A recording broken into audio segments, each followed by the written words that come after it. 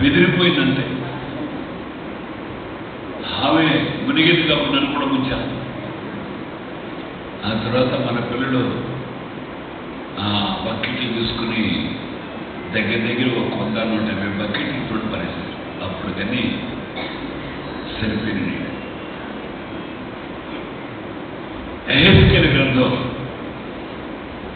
Bible తీసుకోండి, 36వ అధ్యాయం 26వ వాక్యం. ఈ నూతన సంవత్సరం మొదటి రోజు ఆయన మనందరికీ, నాకు కూడా నూతన హృదయం మీకు ఇచ్చేదను, నూతన స్వభావం మీకు కలుగు చేసేదను, రాతి ఉండే మీలో నుండి తీసివేసి మాంసపు గుండెని మీకు ఇచ్చేదను, నా ఆత్మను మీ నుంచి నా కట్టడను అనుసరించు వారుగాను నా విధులను గైకొని వారుగాను మిమ్మల్ని చేసేదను. స్తోత్రం చెప్పండి. ఎప్పుడు ఇక అదే మార్గమా? మారవా? మార్పు నూతన పరచబడవా? ఇంకా ఈ నూతన సంవత్సరం నీకు ఒక హెచ్చరిక. ఈ నూతన సంవత్సరం నీతో ప్రభు చెప్తున్నాడు, ప్రభు మాట్లాడుతున్నాడు, వాక్యమైన దేవుడు. నీకు నేను నూతన హృదయం ఇస్తానయ్యా. అమ్మా, నూతన హృదయం. ఆ పాత అనుభవాలు, పాత స్వభావాలు, పాత నడవడి 25వ సంవత్సరం, 24వ సంవత్సరం, 23వ సంవత్సరం, 22వ సంవత్సరం, 21వ సంవత్సరం, 20వ సంవత్సరం, 19వ సంవత్సరం, 18వ సంవత్సరం, 17వ సంవత్సరం, ఇదే నా నడక. మారవా? మార్పు రాదా?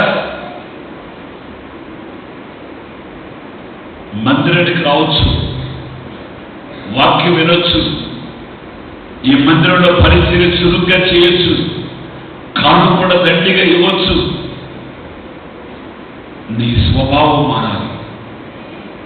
Praise the Lord. నూతన స్వభావం దేవుడు నీకైనా కలుగ చేస్తాను అని వాగ్దానం చేస్తున్నాడు.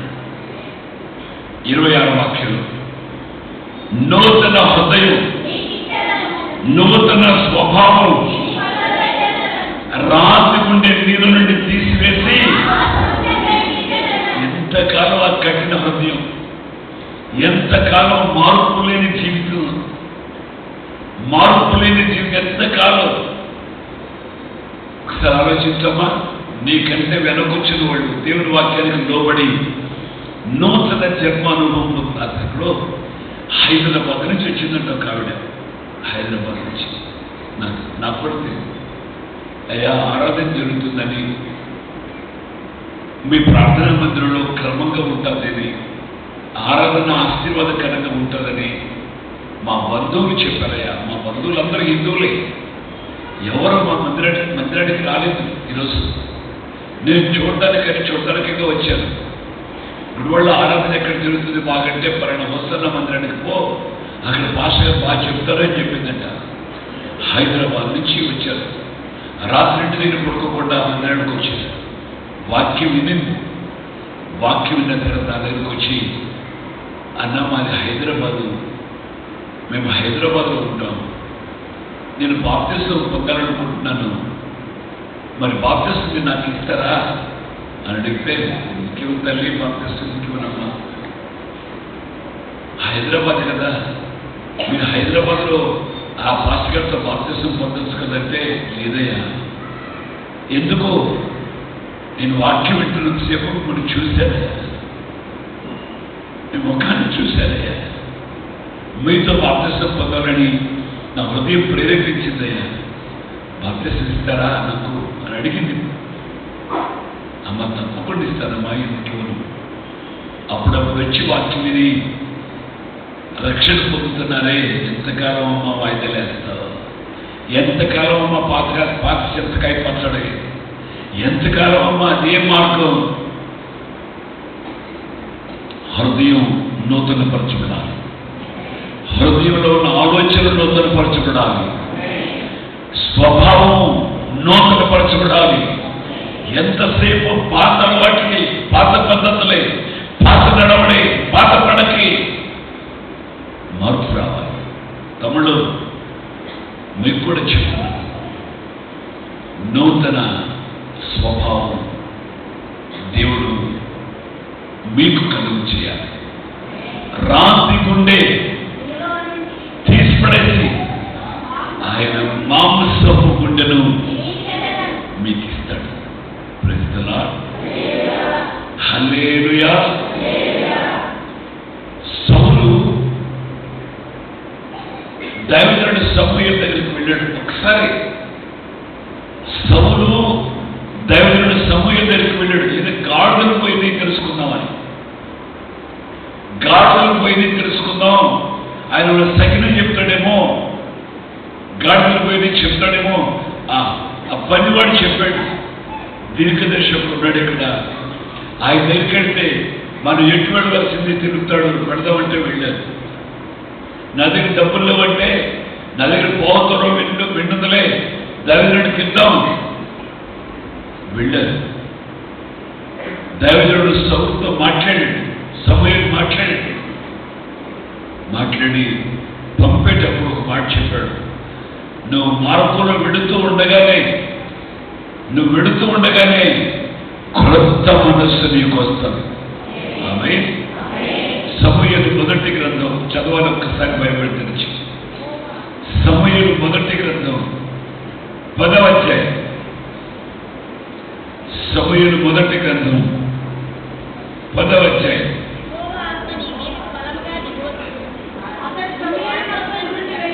6వ వాక్యం.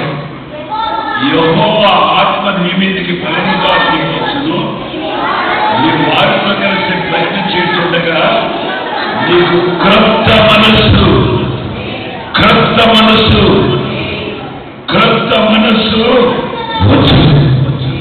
ఒక్కసారి వెళ్ళింది. దైవజనుడు సమూయేలు దగ్గరికి సౌలు ఒక్కసారి 10 సార్లు పోలా. సంవత్సరాల తరబడి వాక్యం వింటున్నావు. స్వభావం మార్చుకో, మారాలి, మార్పు రావాలి, స్వభావం మారాలి. ఏమండి, నాకు తెలిసి నా ఈ సేవా జీవితంలో ఇంత ధైర్యంగాను, ఇంత బలంగాను, ఇంత ఆత్మీయంగాను చెప్పే సేవకులు అరుదుగా ఉంటారు. అరుదు అనలేదు. కొన్ని సందర్భాల్లో ప్రజలు పెడతారు, కొన్ని సందర్భాల్లో హెచ్చరిస్తారు, కొన్ని సందర్భాల్లో గద్దిస్తారు, కొన్ని సందర్భాల్లో సూటిగా మాట్లాడతారు. అయినా వినవాలి, దేవుని వాక్యాన్ని నమ్మవాయింకా. ఒక్కసారి దైవజనుడు సమూయేలు దగ్గరికి సౌలు వెళ్ళింది. 10 సార్లు వెళ్ళాడా? ఏమ్మా, 10 సార్లు వెళ్ళాడా? ఎక్కి దిగి వచ్చాడా? లేదే. ఒక్కసారి దైవజనుడితో సౌలు మాట్లాడాడు. నువ్వు వెళతావు, దేవుని ఆత్మ బలంగా నీ మీదకి వస్తుంది. క్రొత్త మనస్సు, క్రొత్త మనస్సు. పాత మనస్సు పోవాలి. పాత సంవత్సరం 2020 సంవత్సరం ఉన్న మనస్సు పోవాలి. 21వ సంవత్సరం నూతనమైన మనస్సు, నూతన హృదయం, నూతన స్వభావం దేవుడు ఇంకా రక్షణ పొందిన పిల్లలకు అనుగ్రహించదు కాక. హల్లెలూయా, హల్లెలూయా, హల్లెలూయా. రాజైన దావీదు బత్షెబ విషయంలో పొరపాటు చేశాడు.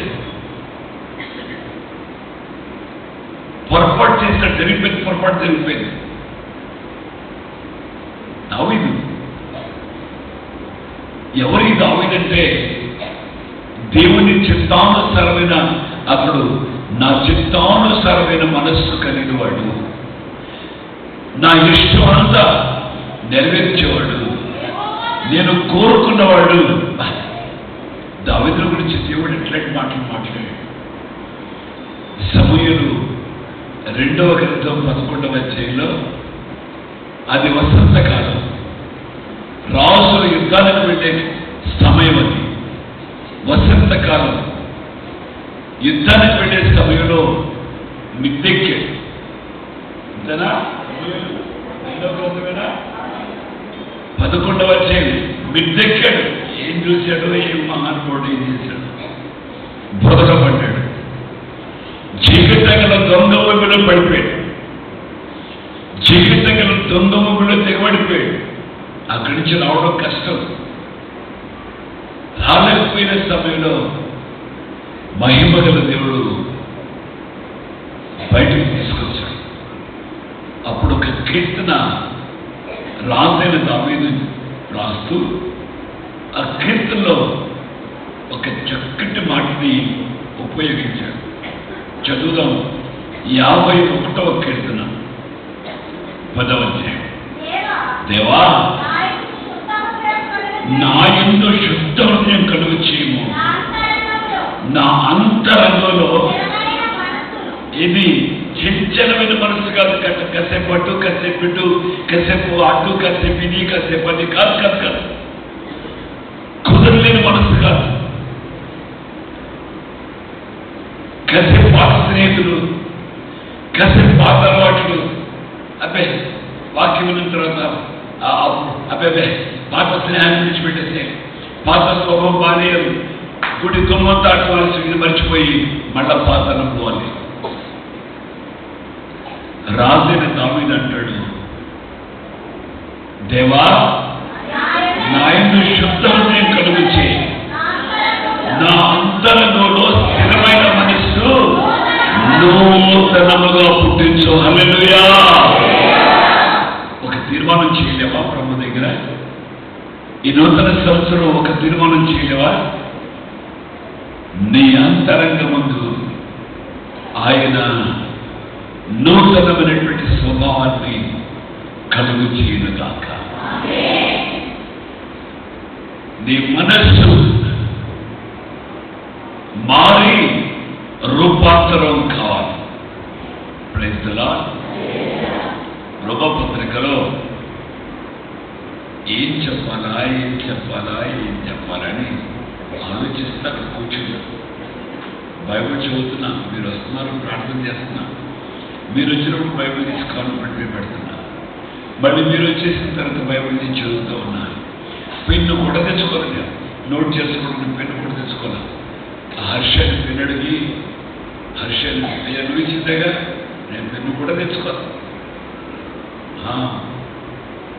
పెన్ను అడిగి నోట్ చేసుకుందాం అనుకుని పెన్ను అడిగి తీసుకున్నాను. ఎక్కడ నోట్ చేసుకుంటాను నేను? ఎక్కడ నోట్ చేసుకుంటాను? ఎక్కడ కానీ వస్తానే ఉన్నాను, ప్రార్థన చేస్తానే ఉన్నాను. మీరు వచ్చినప్పుడు బైబిల్ అక్కడ పెడతాను. దైవజనుడు పౌలు రోమీయులకు రాసిన పత్రిక 12వ అధ్యాయం 2వ వాక్యం. దైవజనుడు పౌలు రోమీయులకు రాసిన పత్రిక 12వ అధ్యాయం 2వ వాక్యం. మీరు ఓ అబ్బాయో నీకే ఈ మొదటి తారీఖు, జనవరి నెల మొదటి తారీఖు, అమ్మాయో ఓ అబ్బాయో మీకే. మీరు నేను రాశాను, అక్కడ ఉన్నా, నేను రాశాను. నాకు పెన్ను తీసుకున్నాడు, అయితే పెన్నుడుకొని రాశానా? కొన్ని వేల సంవత్సరాలకు ముందే మహిమగల దేవుడు మన కొరకు రాయించి పెట్టాడు. మీరు ఈ లోక మర్యాదను అనుసరింపక ఉత్తమమును అనుకూలమును సంపూర్ణమునై ఉన్న దేవుని చిత్తమేదో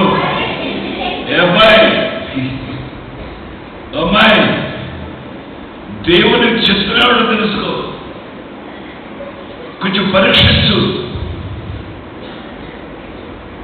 దేవుని చిత్తమేదో పరీక్షించు. అమ్మా బాబు, నీకే చెప్పింది, ఈ నూతన సంవత్సరం నీతోనే వాక్యమైన దేవుడు మాట్లాడింది.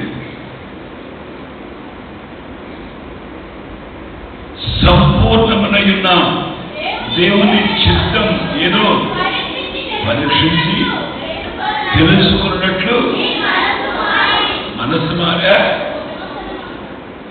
మారపడన్నా, మనస్సు మారి నూతన ఒకటి వలన రూపాంతరము పొందండి. స్తోత్రం చెప్తాం. మారాలి మనసు, మతం కాదు మారాల్సింది, మతం కాదు మారాల్సింది, మనస్సు ఉండాలి.